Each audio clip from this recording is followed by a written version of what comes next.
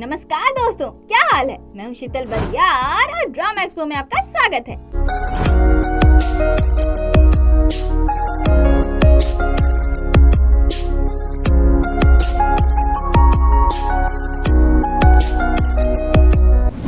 Last episode में पता चला था कि एमएलए ही मास्टरमाइंड है, पर ये बात ली मैन हो अपने यंगर्स को नहीं बता पाया। जिस पल सारे पजल्स के पीसेस अपनी अपनी जगह पर आ जाते हैं, सारा शक कम हो जाता है और संतोषजनक सच बाहर आ जाता है। वो उस कानून के फैसले की शुरुआत होती है जिसके एक हाथ में तराजू और दूसरे हाथ में तलवार है। पर क्या कानून सच में न्यायपरायण है? Well, let's find out. ये अंधा कानून है। एपिसोड की शुरुआत उस मोमेंट से होती है जब ली मैन हो को अपने बेटे की फोटो मिली थी। फोटो देखते ही वो खुश हो गया और बेटे से मिलने की इच्छा जताई। बट जिसके लिए वो काम करता है, यानी कि एमएलए ने कहा कि उसका बेटा उससे नहीं मिलना चाहता और ना ही कोई रिश्ता रखना चाहता है। ली मैन हो उसके फोटो से ही संतुष्टि कर ले। ली मैन हो बोलता है, लेकिन हमारे बीच ऐसा सौदा नहीं हुआ था, आपने ये प्रॉमिस नहीं किया था। एमएलए बोलते हैं, इस पल से ना ही मैं तुम्हें जानता हूँ और ना ही तुम मुझे, समझ गए? और उसे बाहर निकलवा देते हैं। अब कहानी प्रेजेंट में पहुंचती है, जहां अटॉर्नी सॉन्ग एमएलए को ली मैन हो के बारे में बता रहे थे, जिस पर एमएलए बोलते हैं, ली मैन हो का क्या? इस पर अटॉर्नी सॉन्ग बोलते हैं कि वो आपसे मिलने की जिद कर रहा था। उसका कहना है कि अगर आपने उससे मिलने से इनकार किया तो वो सबको बता देगा। एमएलए पूछते हैं, क्या बता देगा? अटॉर्नी सॉन्ग बोलते हैं, उसने कहा कि ये बात वो आपको मिलकर ही बताएगा। इस पर एमएलए बोलते हैं, उसकी बातों पर ध्यान देने की कोई जरूरत नहीं, जिसको जो कहता है कहने दो। वो सिर्फ एक कचरा है जिसे बहुत पहले ही मुझे निकालकर फेंक देना चाहिए था।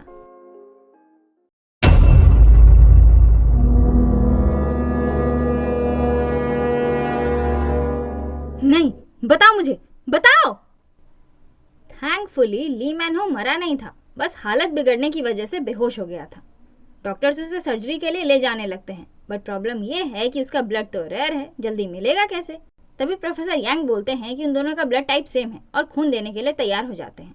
उधर कोर्ट में जिस कानून के तहत प्रोसिक्यूटर जिन पर मुकदमा चल रहा है, यानी कि पब्लिसाइजिंग सस्पेक्टेड क्राइम, उस पर प्रोसिक्यूटर जिन एक कॉन्स्टिट्यूशनल रिव्यू की रिक्वेस्ट करते हैं, ये बोलते हुए कि आज से पहले पब्लिसाइजिंग सस्पेक्टेड क्राइम का केस किसी पर भी नहीं हुआ, इसलिए संविधान में इस कानून के होने या ना होने से कोई फर्क नहीं पड़ता, जिस वजह से ये केस तब तक के लिए होल्ड पर चली जाती है जब तक कॉन्स्टिट्यूशनल रिव्यू पूरा नहीं हो जाता। ट्रायल के बाद सब लोग बातें करते हुए लौट रहे होते हैं कि तभी प्रोसिक्यूटर जिन उनके पास आते हैं और उन सभी को अपना एप्लीकेशन दिखाते हैं जो इन्होंने कॉन्स्टिट्यूशनल रिव्यू के लिए प्रिपेयर किया है। तभी उनकी नजर हमारी स्वीटू सॉन्जे पर पड़ती है और वो बोलते हैं, लगता है खुद पर मुकदमा चलवाकर तुम कोर्ट कचहरी के पछड़े में पड़ना चाहते हो। खैर, जैसा कि तुम चाहते थे, तुम पर चार्जेस लगा दिए गए हैं। वो जानबूझकर सबके सामने ये बोलते हैं कि सॉन्जे के केस का ड्राफ्ट लॉलीपॉप गाय येबम ने लिखा है, जो सुनकर बेचारा अपना लॉलीपॉप गाय ऑकवर्ड हो जाता है। सॉन्जे कुछ कहता तो नहीं, बट शायद इस बात से वो अपसेट हो गया, इसलिए येबम को अपनी सफाई देने का मौका भी नहीं देता, सिर्फ एक स्माइल पास करता है ये दिखाने के लिए कि वो अपसेट नहीं है और चला जाता है। येबम भी उसके पीछे जाना चाहता था, पर प्रोफेसर किम उसे रोकते हुए कहती है कि मुझे देखने दो, और वो सॉन्जे के पीछे चली जाती है। तभी प्रोसिक्यूटर जिन हांजुन से कहते हैं, मेरे अगेंस्ट क्रिमिनल कंप्लेंट तुमने ड्राफ्ट की थी ना? मैं तुम्हारी तारीफ करना चाहता था, बट वो थोड़ा डिसअपॉइंटिंग था। तुमने सेकेंड राउंड जुडिशियल एग्जाम पास किया है तो मुझे तुमसे ज्यादा उम्मीदें थी, पर तुम कुछ खास नहीं उखाड़ पाए। तुम्हारी सारी पढ़ाई वेस्ट लग रही है। उनकी तीखी बातें सुनकर हांजुन तो कुछ नहीं कहता, पर सोले की नजरें पैनी हो जाती हैं और हमारे मिस्टर डोंग जाते हुए घमंडी प्रोसिक्यूटर जिनके पैर में पैर फंसाकर उनका सारा स्वैग तोड़ देते हैं। What the hell? इस सीरीज में स्वैगर बनने का हक सिर्फ अपने यंगस्टर्स और उसके स्टूडेंट्स को ही है। यू बोतल का gin, how dare you to be a swagger? Next time से बोतल में ही रहना, वरना ढक्कन खोलकर नाली में फेंक दूंगा। उससे पहले मैं बोतल ही बदल दूंगा।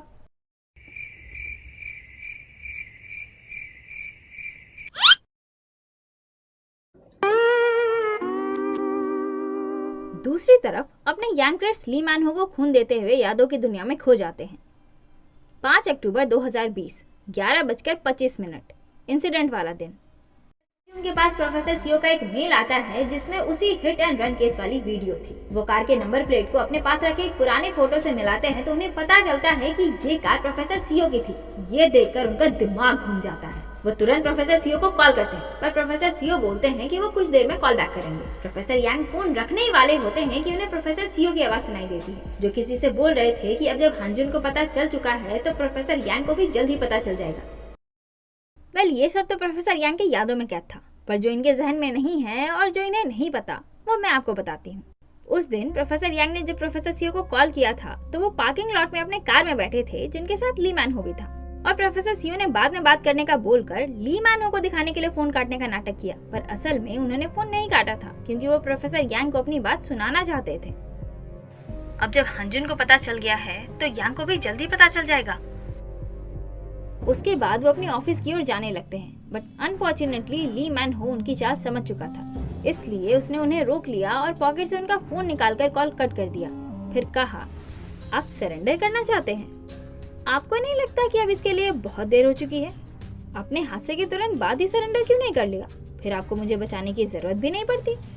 पर यह भी तो एक सच है कि उसी की वजह से आप एक चीफ प्रोसिक्यूटर बन पाए और वो घूस मेरा मतलब वो सो कॉल्ड गिफ्ट भी मिला आपको। प्रोफेसर सीओ बोलते हैं, सही कहा, मैं तो वो असली कारण पूरी तरह भूल गया था जिस वजह से मैं चीफ प्रोसिक्यूटर बनना चाहता था। असली वजह ये थी कि मैं ये पक्का करना चाहता था कि तुम्हारे जैसा कमीना कभी भी कानून को धोखा ना दे पाए।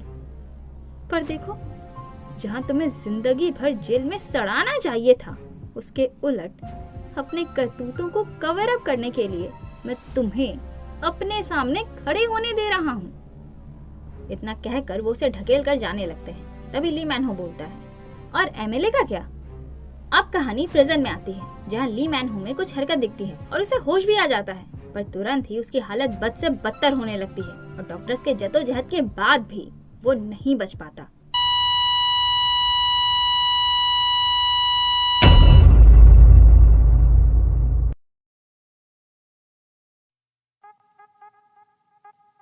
दूसरी तरफ वकील पार्क की कार पर सड़े हुए टमाटर, अंडे और पता नहीं क्या क्या फेंक कर आक्रोशित पब्लिक ने अपना गुस्सा निकाला है। Cause why not?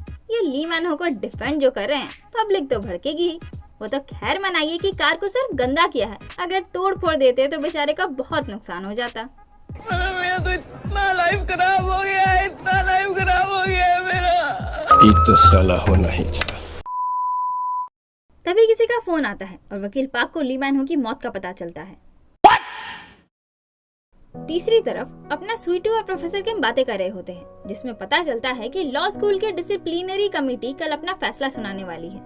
क्योंकि स्वीटू का केस अब कोर्ट में जा चुका है तो वो लोग इसे एक्सपेल करने की सोच रहे हैं, पर प्रोफेसर किम उस फैसले को एक्सपेल से बदलकर परमानेंट एक्सक्लूजन करवाने वाली है। यानी कि अब अपना स्वीटू सॉन्गजे कहीं भी और किसी भी लॉ स्कूल में अप्लाई नहीं कर पाएगा। प्रोफेसर किम का मानना है कि जैसी हरकत सॉन्गजे ने की है वो लॉ के फील्ड में काम करने के काबिल नहीं है, इसलिए उसके लिए परमानेंट एक्सक्लूजन ही सही रहेगा। उनकी बातें सुनकर सॉन्गजे बहुत निराश हो जाता है और अपनी रुआसी आवाज में प्रोफेसर किम की बातों पर अपनी सहमति जताता है, क्योंकि कहीं ना कहीं तो ये भी जानता है ना कि जो इसने किया है वो किसी भी एंगल से सही नहीं है। प्रोफेसर किम बोलती है, स्कूल से तुम्हारे लिए नरमी ना बरतने को कहने के लिए तुम मुझसे जितना चाहे उतना नफरत कर सकते हो, बट प्लीज टच में ही रहना। इतना कहकर वो चली जाती है और सॉन्गजे तो हैरान रह जाता है कि अभी भी प्रोफेसर उससे टच में रहना चाहती है। तभी सोल्वी उसके पास आती है, जो बोलती है, परमानेंट एक्सक्लूजन को कोर्ट के द्वारा बहुत कठोर सजा समझा जाएगा, इसलिए उसे बैलेंस करने के लिए आपको जेल ना भेजकर सिर्फ प्रोविजन पीरियड में रखा जाएगा। यानी कि कोर्ट के द्वारा डिक्लेयर टाइम पीरियड के लिए उसे प्रोविजन ऑफिसर के निगरानी में रहना होगा और समय पूरा होने तक हर रोज उसके पास जाकर अपनी हाजिरी देनी होगी। सोल्वी बोलती है, प्रोफेसर किम एक जज रह चुकी है, इसलिए उन्हें इस बारे में अच्छे से पता है। वो सच में आपको बहुत मानती है। फिर पता चलता है कि सोल्वी का फैसला भी कल ही आने वाला है और इसीलिए ये परेशान है। सॉन्गजे उसे दिलासा देने लगता है कि सब ठीक ही रहेगा। सोल्वी बोलती है, पता नहीं, आपकी तरह प्रोफेसर मुझे नहीं मानते। ठीक है फिर मैं चलती हूँ, कहकर वो चली जाती है। उधर प्रोफेसर यांग हताश, निराश, परेशान बैठे होते हैं कि तभी दोनों डिटेक्टिव दौड़ते हुए हॉस्पिटल आते हैं और पता चलता है कि ली मैन हो को चाकू मारने वाला वही की दू स्योंग है जिसने प्रोफेसर यांग को भी चाकू मारा था। दोनों में लड़ाई हो गई थी। उसी का रिजल्ट है कि ली मैन हो मर चुका है और की दू स्योंग का भी इसी हॉस्पिटल में ट्रीटमेंट चल रहा है। ये सुनते ही प्रोफेसर यांग उससे मिलने पहुंचते हैं, जहां वो क्लेम करता है कि उसने तो सिर्फ सेल्फ डिफेंस में एक्ट किया था, ली मैन हो ने पहले उस पर हमला किया था। वो बताता है कि उसने जो प्रोफेसर यांग को प्रोफेसर सियो के असली कातिल के बारे में बताया, इसी बात का बदला लेने के लिए ली मैन हो ने उस पर हमला किया। जेल में खुद पर हमला करने वाले कैदी से मिलने गए थे, तब उसने गुस्से में प्रोफेसर यांग पर चिल्लाने का एक्टिंग किया था और बहुत चालाकी से खुद पर नजर रखने वाले लोगों से बचते हुए उन्हें किसी का नंबर दे दिया था। और अभी प्रोफेसर यांग उसी नंबर वाले आदमी से मिलने जा रहे हैं। अपने यांगर्स कोई रेस्टोरेंट पहुंचते हैं, जहां उस फोन वाले आदमी के बताए हुए जगह पर उन्हें एक काला बैग मिलता है। जब वो घर आकर उसे चेक करते हैं तो उसमें शूज के कुछ सोल्स, सिरिंज का एक डब्बा और प्रोफेसर सियो का वही पेन मिलता है जो उनकी मौत के बाद उनके पास से गायब हो गया था। उसके बाद डिटेक्टिव वो प्रोफेसर यांग को बताते हैं कि वो चाकू ली मैन हो अपने साथ छुपा कर जेल ले गया था। लास्ट टाइम भी जब वो जेल में था, तब भी अपनी सुरक्षा के लिए वो अपने पास एक चाकू छुपा कर रखता था, हालांकि उसने किसी पर हमला नहीं किया था। तभी प्रोफेसर किम का कॉल आ जाता है, जो उन्हें बताती है कि प्रोसिक्यूटर जिन ने कॉन्स्टिट्यूशनल रिव्यू की रिक्वेस्ट की है, पर साथ ही सिचुएशन को देखते हुए ये कंक्लूड करती है कि शायद जज उनका रिक्वेस्ट एक्सेप्ट नहीं करेंगे। पर प्रोफेसर यांग बोलते हैं कि एक्सेप्ट होगा। वो? हाँ, अगर जज ओ जुन युप है तो वो एक्सेप्ट जरूर होगा। पर इससे पहले कि वो और कुछ कहते, प्रोसिक्यूटर जिन वहाँ आ जाते हैं और वो उनसे बातें करने लगते हैं। प्रोफेसर यांग उन्हें की दो सियांग से पूछताछ करने को बोलते हैं, जिस पर प्रोसिक्यूटर जिन बोलते हैं, मैंने तो सुना कि पहले उस पर हमला हुआ था और वो ऑलमोस्ट मर ही गया था। प्रोफेसर यांग बोलते हैं, अगर बदला लेने के लिए ली मैन हो ने उसे मारने का सोचा था तो मुझे कॉल करके क्यों बुलाता? वो मुझे उस इंसान के बारे में बताने वाला था जिसने उसे सीओ को मारने का ऑर्डर दिया था। ये सुनकर प्रोसिक्यूटर जिन व्यंग्यात्मक टोन में कहते हैं, प्रोफेसर सीओ को मारने का ऑर्डर? लगता है प्रोफेसर बनकर तुम प्रोसिक्यूटर गिरी पूरी तरह भूल चुके हो। जाहिर है कि उसने ऐसा इसलिए कहा होगा क्योंकि वो अपनी सजा कम। प्रोफेसर यांग उनकी बात काटकर बोलते हैं, वो अपनी सजा कम करवाना चाहता था और उसने चाकू से किसी पर हमला किया। प्रोसिक्यूटर जिन बोलते हैं, वो तो एकाएक हीट ऑफ द मोमेंट पर प्रोफेसर यांग फिर से उनकी बात काटते हैं, तुमने मेरे बारे में भी ऐसा ही कहा था। अब प्रोसिक्यूटर जिन की बोलती बंद। अपने गट्स पर भरोसा मत करो क्योंकि वो रिलायबल नहीं है, अच्छे से इन्वेस्टिगेट करो। प्रोसिक्यूटर जिन भी लाइक अच्छा ठीक है और जाने लगते हैं। की दुसियांग का रूम इस तरफ है। कुछ भी मिस मत करना, हो सकता है कि कोई कीदू सियांग और ली मैन हो दोनों के साथ खेल रहा हो। प्रोसिक्यूटर जिन इरिटेट होकर बोलते हैं, देखो हमने तुम पर लगे चार्जेस हटा दिए हैं, तो अपने स्टूडेंट्स को जाकर अपना पाठ पढ़ाओ। प्रोफेसर यांग सीरियस टोन में बोलते हैं, किसी को खुद के साथ खेलने मत दो। अरे तू जा रही? मेरी तरह मत बनो, कोई तुम्हारे साथ खेल रहा है, उसे अपने साथ खेलने मत दो।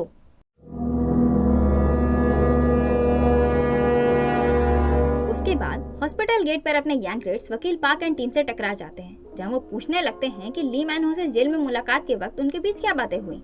तभी वकील पार्क के किसी क्लाइंट का फोन आ जाता है और वो मुलाकात से रिलेटेड सारे अपडेट सोले से लेने का बोलकर बोगी को लेकर चले जाते हैं। प्रोफेसर यांग बोलते हैं, अब तुम्हें किसी क्रिमिनल को डिफेंड नहीं करना पड़ेगा, खुश तो हो ना तुम? ये सुनकर पहले से खामोश सोले और खामोश हो जाती है। हाँ, माना कि ली मैन हो एक बहुत घटिया इंसान था और सोले उसे बिल्कुल पसंद नहीं करती थी। इनफैक्ट उसके जैसा घटिया इंसान किसी को भी नहीं भा सकता, पर इसका मतलब ये नहीं है कि ये उसकी मौत चाहती थी। उधर प्रोसिक्यूटर जिन की दुसियांग से बातें कर रहे होते हैं, जहाँ पता चलता है कि सारी पब्लिक की दुसियांग को हीरो की तरह मान रही है, क्योंकि वो एक ऐसा आदमी है जिसने ली मैन हो जैसे गंदगी को समाज से खत्म किया है, और इसी बात को लेकर वो अपनी वाहवाही झाड़ रहा होता है। कभी कभी लगता है कि आप उन्हीं भगवान है। अबे साले।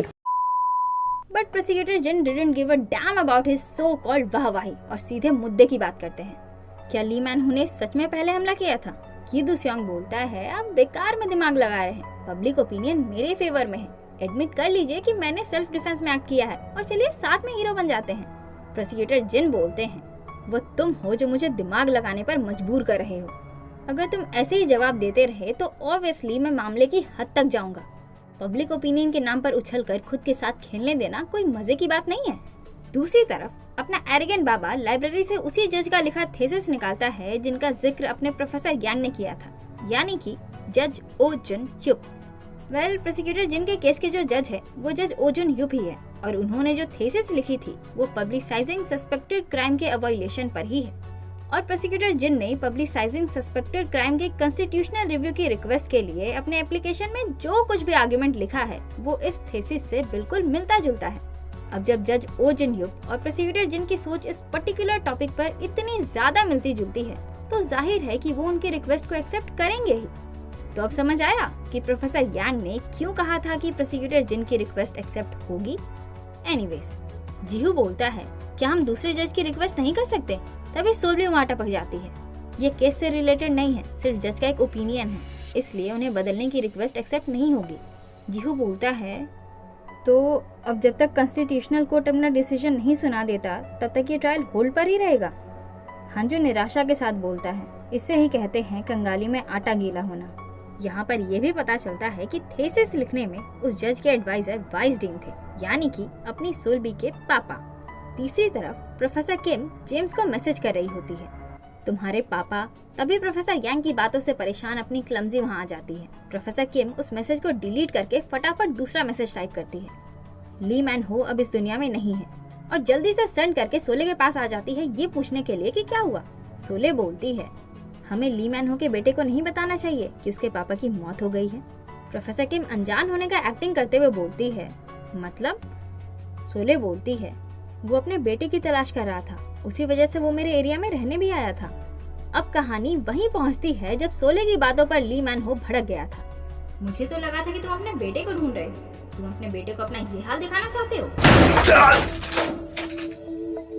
ली मैन हो उनसे अपने बेटे की वही फोटो की डिमांड करने लगता है जो उसके पास थी और कॉल करने के लिए वकील पार्क से फोन मांगता है, पर सोले उसे नहीं लेने देती। तुम्हें पता नहीं कि यहाँ पर फोन अलाउड नहीं है? Yes, exactly. अब जब ली मैन हो को कॉल करने को नहीं मिलता तो वो बस एक ही बात पर अड़ जाता है, मेरे बेटे की फोटो लाकर दो, अभी मुझे मेरे बेटे की फोटो लाकर दो। अब कहानी प्रेजेंट में आती है जहाँ प्रोफेसर किम को सारी बात बताकर सोले बोलती है, मुझे लगता है जो फोटो वो मांग रहा था वो जरूर उसके बेटे की रीसेंट फोटो होगी। इसका मतलब जिस इंसान ने उसे वो फोटो दिया था उसे जरूर पता होगा कि ली मैन हो का बेटा कहाँ रहता है। अब तो प्रोफेसर किम का भी दिमाग खराब। उधर जैसे ही हांजुन को ली मैन हो की मौत का पता चलता है वो भागकर प्रोफेसर यांग के पास पहुंचता है। प्रोफेसर, वो ली मैन हो भले ही किदू संग ने उसे धोखा दिया, पर वो जेल में कभी भी लफड़ा नहीं कर सकता। अब कहानी फिर से थोड़ा पीछे जाती है। उस रात जब हांजुन ने जेचेल को अधमरी हालत में ली मैन हो के घर में देखा तो पुलिस को कॉल करके उसे पकड़वा दिया और उसी दौरान उसका पैर ली मैन हो के एक बुक पर पड़ा जिसमें उसे उसके बेटे की फोटो मिली जिसके पीछे लिखा हुआ था बेटा। तो जाहिर है कि अपना एरोगेंट बाबा समझ गया कि ये ली मैन हो का बेटा है।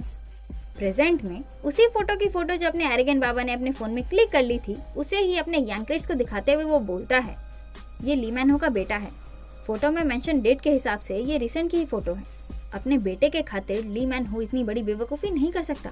ज़्यादा से ज़्यादा वो बस इतना करता कि आपसे अपनी सज़ा कम करवाने की रिक्वेस्ट करता, जैसा कि आपने किदू सेओंग का किया था। अब प्रोफेसर यांग भी सोच में पड़ जाते हैं कि ये फोटो ली मैन हो को आखिर दी किसने। हांजुन एक और बात बताता है जो इसे यहाँ आते वक्त रास्ते में डिटेक्टिव ओ से पता चली कि अभी ली मैन हो के घर की तलाशी करते वक्त उन्हें वो फोटो कहीं नहीं मिली। इधर सोले बोलती है, अब मुझे लग रहा है कि ली मैन हो जिसे कॉल करना चाह रहा था वो हो ना हो जरूर वही आदमी होगा जिसने उसे वो फोटो दिया था।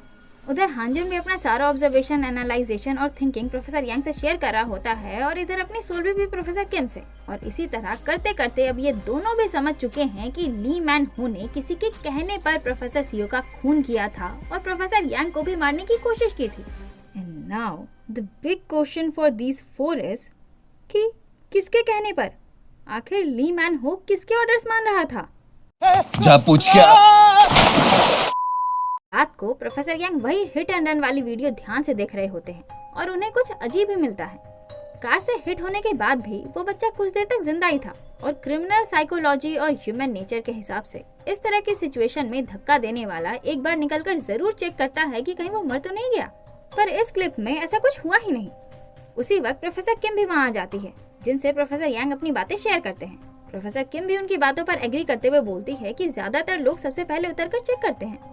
प्रोफेसर यांग बोलते हैं, मैं इतनी बड़ी चीज मिस कैसे कर सकता हूँ। दूसरी तरफ अपनी क्लमजी दबे पांव ली मैन हो के घर की तलाशी करने पहुँचती है जहाँ पहले से ही कोई और मौजूद होता है। हे, शांत शांत शांत, ये मैं हूँ ये। फिर पता चलता है कि हांजुन यहाँ क्लूज ढूंढने आया है। सोले पूछती है कुछ मिला? हांजुन ना में जवाब देता है और पूछता है तुम यहाँ क्या कर रही हो? अब ये मत कहना कि ली मैन हो के बेटे की फोटो ढूंढने आई हो जो पुलिस भी नहीं ढूंढ पाई। सोले बोलती है बिल्कुल नहीं, मैं तो तुम्हें ढूंढ रही थी, तुमसे कुछ पूछना था। हांजुन मुस्कुराते हुए बोलता है मुझे इतनी रात को, और तुम्हें पता था कि मैं यहाँ मिलूंगा? अब सोले इसका क्या ही जवाब दे, तो वो उसके सवालों को इग्नोर करते हुए मुद्दे की बात करती है। किसी ने ली मैन हो को वो फोटो देने के बाद फिर से ले लिया। इसका मतलब साफ है कि वो खुद को एक्सपोज नहीं करना चाहता। अगर उस आदमी का लेना देना हिट एंड रन केस से है तो हो सकता है कि उस दिन प्रोफेसर सियो के साथ वो भी मौजूद हो। अब हांजुन का दिमाग खनकता है। सोले बोलती है तुम्हें पता है कि उस दिन उनके साथ कोई और था या नहीं? अगर हमें पता चल गया कि प्रोफेसर सियो कहाँ से आ रहे थे तो शायद कुछ पता चल जाए। ये सुनकर हांजुन उस दिन को याद करने लगता है जब वो अपने अंकल को हिट एंड रन केस को लेकर कन्फ्रंट कर रहा था। उसके अंकल ने बताया था कि वो किसी फ्यूनरल यानी कि श्राद्ध से लौट रहे थे। श्राद्ध? मैंने ये पहले क्यों नहीं सोचा? और भागकर अपने रूम में आकर अंकल के सामानों को खंगालने लगता है। जीहू के पूछने पर वो बोलता है कि मेरे अंकल उन लोगों से नफरत करते थे जो ड्रिंक करके ड्राइव करते थे। उस रात उनके कार ड्राइव करने का जरूर कोई कारण रहा होगा। हो सकता है कि वो किसी को ड्राइव दे रहे हों। तभी जीहू की नजर प्रोफेसर सियो के सुसाइड लेटर पर पड़ती है। मैं इस जिंदगी से परेशान हो गया हूँ, मुझे इस नरक से छुटकारा पाने दो। जीहू बोलता है छुटकारा पाने दो? जनरली तो छुटकारा पाना चाहता हूँ या फिर छुटकारा पा लूंगा, ऐसा होता है ना? ये सुनकर हांजुन बोलता है मुझे ये रूम छोड़कर जाने दो। इस पर जीहू बोलता है हाँ, और मैं क्या करूँगा? इस रूम में बिना रूममेट के अकेला रहूंगा? जीहू की बात सुनकर हांजुन का सारा शक यकीन में बदल जाता है। नाउ इट्स क्लियर कि उस रात कार में प्रोफेसर सियो के साथ डेफिनेटली कोई और भी था। लेटर में लिखा ये सेंटेंस कि मुझे इस नरक से छुटकारा पाने दो, इस बात का इंडिकेशन है कि वो किसी पर्टिकुलर इंसान से ये बात कह रहे हैं। पर क्या उन्होंने अपनी बात उस आदमी तक पहुंचाने के लिए ऐसा लिखा है? ना, नॉट एट ऑल। उन्होंने ऐसा इसलिए लिखा है ताकि वो लोगों को हिंट दे सके कि ये बात वो किसी पर्टिकुलर इंसान से कर रहे हैं, ताकि लोग ये समझ सकें कि उनके साथ कोई और भी है। सच ए स्मार्ट पर्सन। बट प्रोफेसर सियो की स्मार्टनेस सिर्फ यहीं पर खत्म नहीं होती, क्योंकि उन्होंने इसी एक हिंट में डबल हिंट दे रखा है। उनके शब्दों से तो पता चल ही गया कि उनके साथ कोई और भी था, पर उनके द्वारा लिखे गए अक्षरों में भी एक हिंट छुपा है। उन्होंने जिस तरह से कोरियन अक्षरों का इस्तेमाल करके सेंटेंस बनाया है कि मुझे इस नरक से छुटकारा पाने दो, उसका एक और भी मतलब निकलता है, और वो है को ह्युंग सू, यानी कि एमएलए का नाम। अरे देवा! जीहू बताता है कि जूरेडोंग, जहाँ पर वो एक्सीडेंट हुआ था, वो एरिया एमएलए के ही अंडर आता है। मतलब साफ है, हो ना हो उस दिन प्रोफेसर सियो के साथ कार में एमएलए ही था। और इसी बात को कंफर्म करने के लिए अपने गैंग रेड्स एमएलए से मिलने पहुंचते हैं, क्योंकि अपने दिमाग के घोड़े दौड़ाकर ये भी अब तक ये बात समझ चुके हैं। वो पूछते हैं आपको क्या लगता है ली मैन हो क्यों मरा? एमएलए बोलते हैं उसे अपने किए की सजा मिली है, उसने मेरे प्यारे दोस्त की जान ली और तुम्हें भी फंसाने की कोशिश की। प्रोफेसर यांग बोलते हैं आपको पता है कि वो अपने बेटे को ढूंढ रहा था? ऑब्वियसली ये बात एमएलए को कैसे पता नहीं होगी, इन्हीं के साथ तो उसने सौदा किया था। बट ऑफ कोर्स ये बात वो अपने यंगस्टर्स के सामने थोड़ी कबूलने वाले हैं। तो वो बोलते हैं तुम मुझे इंटेरोगेट कर रहे हो क्योंकि मैंने भी तुम्हें खूनी समझा था। प्रोफेसर यांग बोलते हैं उस रात आपके प्यारे दोस्त के साथ कोई और भी था जब वो एक्सीडेंट हुआ था। अच्छा, और तुम्हें लगता है वो मैं था? लगता है तुम गलत पेड़ के सामने भौंक रहे हो। खैर मेरी एक मीटिंग है तो मैं चलता हूँ, कहकर वो चले जाते हैं। पर अपने यंगस्टर्स भी उनके पीछे पीछे आ जाते हैं। जिस सीओ को मैं जानता हूँ वो कभी भी किसी बच्चे को हिट करने के बाद वैसे नहीं भागता, बाहर निकलकर चेक जरूर करता। हो ना हो कार में बैठे उस दूसरे आदमी ने ही उसे बाहर निकलने से रोका होगा। एमएलए बोलते हैं तो मेरे पीछे अपना टाइम वेस्ट करना बंद करो और जाकर उसे पकड़ो। फिर कार में बैठकर बोलते हैं तो तुम्हें लगता है कि उस रात उसके साथ कोई और भी था, पर क्या तुम इस बात को लेकर श्योर हो? और उनकी कार आगे बढ़ जाती है। तभी हांजुन का कॉल आता है जो उन्हें अपना सारा एनालाइजेशन बताने लगता है, और उधर एमएलए यादों की दुनिया में खो जाते हैं। 7 मई 2020 प्रोफेसर सियो की मौत के 5 महीने पहले ली मैन हो, जो उस वक्त तक प्रोफेसर सियो का पर्सनल ड्राइवर बन चुका था, एमएलए के कार के सामने आकर खड़ा हो गया और ड्राइवर को निकालकर जबरदस्ती उनके कार में आकर बैठ गया। वेल, मैं आपको बता दूं कि इस समय से पहले तक इन दोनों के बीच में कोई भी इंटरेक्शन नहीं हुआ था। एनीवेज, ली मैन हो ने उन्हें एक पेन ड्राइव दिया जिसमें हिट एंड रन केस की फुटेज थी, जो प्रोफेसर सीओ के डैश कैम की रिकॉर्डेड क्लिप थी। उसने कहा कि ओरिजिनल फुटेज तो मैं चुरा नहीं पाया, तो उसके बदले उसकी कॉपी ही ले आया। प्रोफेसर सीओ ने वो कार तो स्क्रैप करवा दी, पर पता नहीं ये फुटेज किस वजह से रख रखा है। एमएलए बोलते हैं, तो ये सब तुम मुझे क्यों बता रहे हो? इस पर ली मैन हो ने कहा कि एमएलए को अब नाटक करने की कोई जरूरत नहीं, क्योंकि ली मैन हो वो फुटेज देख चुका है और उसे अच्छे से पता चल चुका है कि उस रात कार में प्रोफेसर सीओ के साथ एमएलए भी थे। फिर उसने एमएलए के इस राज को छुपाने के लिए उन्हें ब्लैकमेल किया और इसी तरह दोनों के बीच सौदा हो गया। एमएलए ये सब याद कर ही रहे होते हैं कि तभी फोन की घंटी की आवाज उन्हें अपने यादों की दुनिया से बाहर ले आती है। सामने वाले की बातें सुनकर एमएलए भड़क जाते हैं और उस पर चिल्लाने लगते हैं और यहीं पर ये पार्ट खत्म। आपको क्या लगता है वो कॉलर कौन है और उसने ऐसा क्या कहा जिस वजह से एमएलए भड़क गए? Any guesses? Well, comment section के द्वार खुले हैं, आप इत्मीनान से अपने गेसेस बता सकते हैं। और अगर चैनल सब्सक्राइब नहीं किया है तो वो भी ज़रूर कर लें और वीडियो को लाइक भी कर दीजिए और चाहे तो शेयर भी कर सकते हैं अपने दोस्तों के साथ। ओके देन, अब मिलती हूँ मैं आपसे किसी और दिन किसी और वीडियो के साथ। तब तक के लिए जय हिंद।